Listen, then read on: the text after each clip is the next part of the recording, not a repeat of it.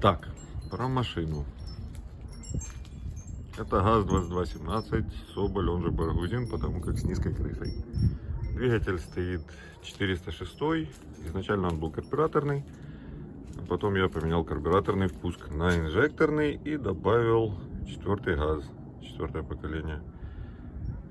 Тут, в принципе, из доработок больше ничего такого нет. Добавлен второй вентилятор от Ланоса, стал практически как родной. Дальше на воздушный фильтр добавлен циклон от трактора Т-80. Он выполняет функцию дополнительного фильтра и, по сути, такой себе шнорхель, потому как если вода дойдет уже до этого уровня, то уже гоплы к генератору и, возможно, еще какие-то проблемы. Это у нас два датчика мотоциклетных давления в шинах. Они показывают давление в контурах пневмоподвески, передней и задней. Потом, когда в салоне уже будем, я покажу экран этого всего дела. Это реле компрессора. А тут у нас вывод на подкачку колес. Втыкается шланг с быстросъемом, и на него можно повесить, в принципе, любое пневматическое оборудование. Так, пневмоупор слабенький, надо второй поставить. Ну, изначально тут кочерга, поэтому это в любом случае лучше. Радиатор масляный. И все равно этого мало. Передний мост стоит от УАЗа. Он переварен. Но, в принципе, сделан неплохо. Проблем с этим пока чуть-чуть нет.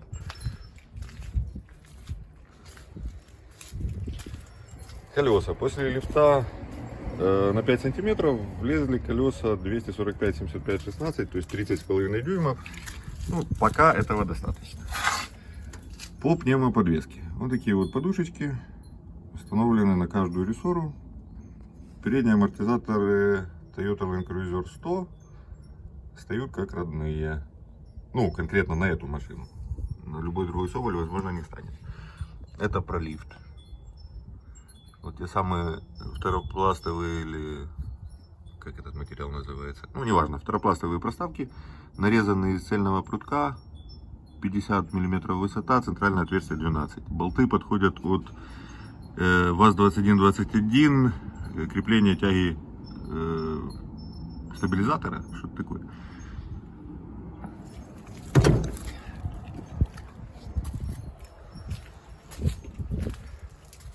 Так, ну тут в принципе все родное. Баллон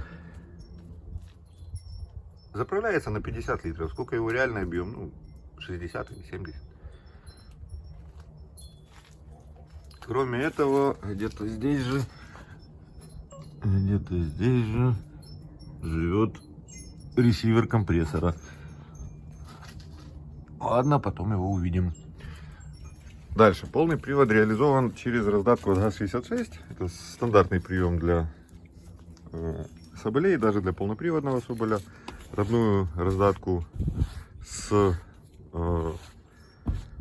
постоянным полным приводом меняют на раздатку от ГАЗ-66, потому как она позволяет отключать передний мост, когда он не нужен. Дальше. Значит, спереди установлены сиденья. Хрен его знает от чего.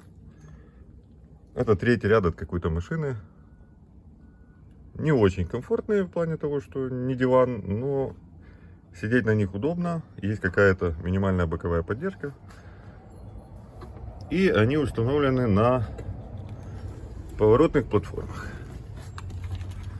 С небольшим танцем с бубном, то есть подвинув вперед, назад, сидушка разворачивается полностью на 360 градусов. То же самое с водительским. Это тоже третий ряд от какой-то Тойоты. Ремни есть, но только поясные. Вот таким образом они складываются. Изначально думалось, что эти сиденья будут сниматься на случай, если едет два человека. Но пока таких случаев не было. Так, тут мы чуть-чуть видим багажное пространство. Дополнительный прикуриватель. а вот то энергоузел, там стоит два аккумулятора АГМ для того, чтобы создать 24 вольта, и над ним стоит UPS, который выполняет функцию инвертора. Но это временное на данный момент решение, потому как он очень много ест, хоть и выдает чистый синус. Тут у нас обычный бытовой холодильник. 50 ватт мощность в среднем. Объем 50 литров, высота 50 сантиметров. Ну, короче, все 50. Мойка. Мойка сделана из ашановского тазика. Диаметр не помню, ну, короче, это подбирается индивидуально под свой стол. Слева кран для фильтра, справа диспенсер для жидкого мыла с Алиэкспресса. Двигатель включается вот этой кнопочкой. А двигатель у нас это электродвигатель опрыскивателя ранцевого для сада. Создает давление какое-то бешеное, его вообще используют для маленьких автомоек типа Керхера. Вот. Но в нем стоит отсечка на 2 атмосферы, то есть когда оно нагоняет в системе 2 атмосферы, оно выключается. При условии, что нигде воду не травит, это удобно, но, блин, воду обычно травит, как минимум через кран. Это литровый гидроаккумулятор. Работает так же, как обычный домашний большой. В нем тоже маленькая груша. Сверху он есть ниппель. Это фильтр маленький, опять же. Слив. Сифон, скорее всего, от душевого поддона. И уходит вниз по 40-й трубе под кузов. Там пока нету бака для серой воды, но он будет. Он уже есть, его надо только закрепить. Дальше. Ну, тут опять же практически все штатное. Из нештатного у нас установлена радиостанция УКВ диапазона ICOM 211, по-моему, или 210, 430 и так далее МГц. Магнитола. Тут у нас набор ручек. Коробка передач 5-ступенчатая родная. Раздатка ГАЗ-66 и ручник. Это, собственно, экран монитора давления в колесах мотоциклетный на 2 контура. Он используется для подушек. Вот сейчас в передней подушке 2,1 атмосферы, в задней 1,6. А вон стоит компрессор. Так, дальше. Тут у нас китайский подстаканник, тут фигня. Вот управление подушками. Вверх-вниз. И включение компрессора. Если его выключить, он не будет сам подгонять. Если включить, вот сейчас он наполненный, ресивер наполненный, поэтому он не включился. Так. Самая бесполезная часть в торпеде любой газели, которая всегда гнется, дребезжит. Ну а тут у нас живет экранчик камеры заднего вида, для того, чтобы можно было парковаться. Ну, сразу говорю, с такой камерой нужны сразу хорошие задние фонари, потому как ночью ничего не видно, особенно если высокая влажность. Так, антенна радиостанции пока снята. Кондиционер. Так, кроме того, что она переведена на инжектор, в нее установлена приборная панель от следующего поколения. Но она чуть удобнее, приятнее и как-то так новее. Люк родной, со всеми проблемами, которые в него есть. Буду красить машину, буду переклеивать. Шторки. Шторки сделаны на вот таком вот направляющем алюминиевом профиле. Продается на метры. Ну, короче, удобная штука. Лучше, чем просто трубочка, на которую нацеплена штора. Машина полностью была виброизолирована. По максимуму покрыта вот еще вот таким вспененным полиэтиленом. Ну, потолок еще будет доутепляться перед обшивкой. Вот эти два профиля, это LED-лента, которая выполняет подсветку задней части машины. Но сейчас контроллер вышел из строя, сейчас приедет с Китая RGB лента со своим контроллером, попробуем сделать на ней. Кровать. Фанера 10 мм, нарезанная полосами, выполняет функцию ламелей. Матрас обычный, стандартного размера. 185, по-моему, или 190 на 125. Долго искали, но в итоге нашли именно такой. Хотели шить под заказ, но хорошо, что нашелся этот.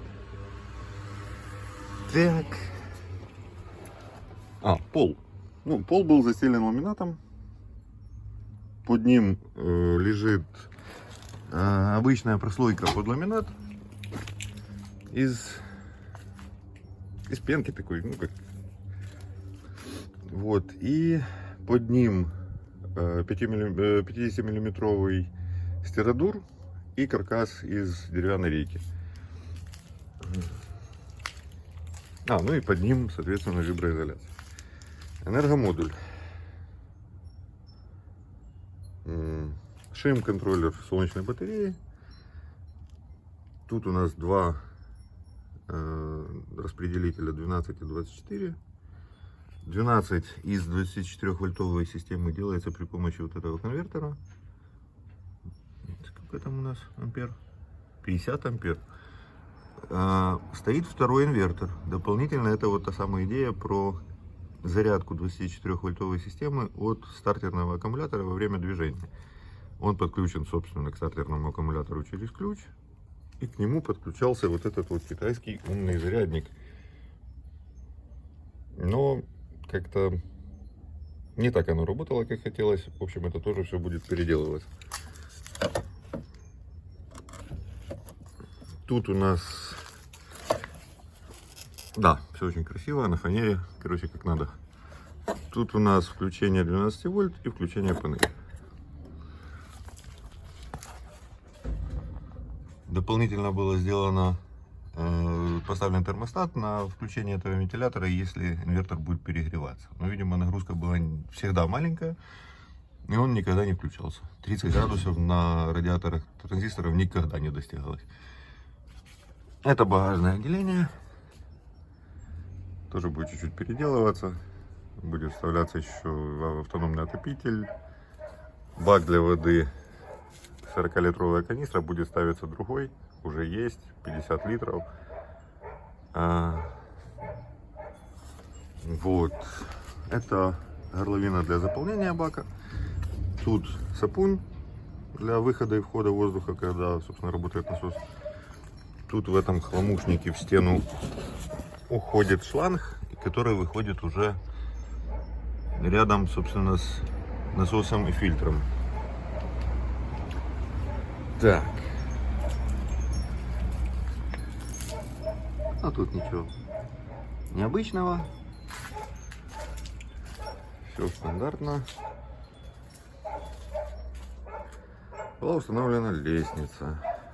Из-за того, что панель находится в задней части машины, то багажное отделение у нас спереди. Вот, собственно, панель. 24 вольт, 335 ватт. Вокруг нее из 110-й канализационной трубы сделан душевой бак, объем где-то 38 литров. Заполняется погружным насосом. Можно через вот это отверстие заливать из ведра. Это неудобно, конечно, но можно. Короб 320 литров. Сантраки самодельные из палеты пластиковой. Тут тоже будет немножко переделываться. Ну, вот как-то так.